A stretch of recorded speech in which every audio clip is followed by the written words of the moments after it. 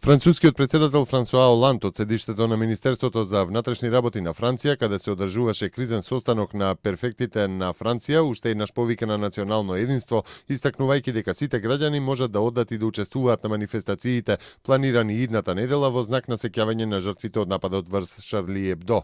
Францускиот премиер Мануел Валс изјави дека Франција се наоѓа во војна против тероризмот. Во меѓувреме терористите држат едно лице како заложник. Тешко вооружени полициски сили, поддржани со неколку хеликоптери, се наоѓаат на самото место, држејќи ги под опсада грабнувачите кои се сокрија во една мала печатница каде држат како заложник едно лице. Реакцијата на безбедносните сили беше брза, бидејќи се наоѓа недалеку од местото на инцидентот, со оглед на тоа дека имале информации дека двајцата терористи се криеле во оваа област, каде што биле забележани вчера.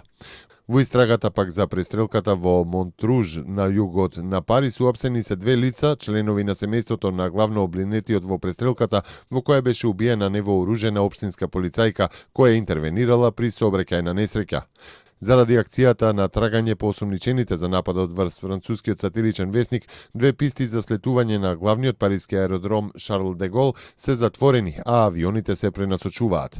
Председателот на Европскиот совет Доналд Туск денеска најави дека на 12 февруари во Брисел ќе се одржи средба на врвот на Европската унија посветен на борбата против тероризмот. Министерството за надворешни работи на Република Македонија изрази жалење и осуда за терористичките акти во Париз, кои доведоа до повеќе жртви, посочувајќи при тоа дека нападот врз новинарите во седиштето на Шарли Ебдо представува кукавички чин. Превентивни мерки што треба да ги преземе ЈП Македонија пат на критичните патни правци со цел да се овозможи безбеден и непречен сообраќај на возилата беа во фокусот на денешниот состанок на координативното тело во Министерството за транспорт и врски по најавите од УХМР дека внедела попладне и во понеделникот во земјава ќе има нов снежен бран. На состанокот беше решено преку ЗЕЛС да се повикаат сите градоначалници директно да се вклучат во расчистувањето на сите патни правци за кои тие се надлежни и доколку има потреба да се обратат до надлежните институции за помош.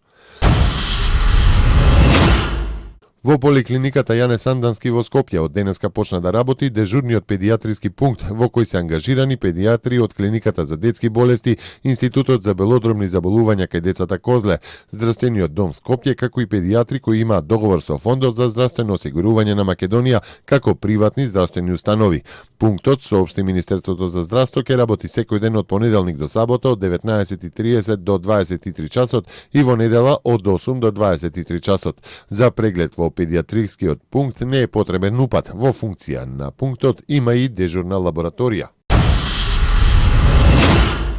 Грција ќе добие пари само при почитување на преземените ангажмани и придржување кон програмата, изјави портпаролот на председателот на Европската централна банка Марио Драги. Тој ја истакнал неопходноста од постигнувањето договор меѓу владата на Грција и меѓународните кредитори, пишува грчкиот весник Етнос.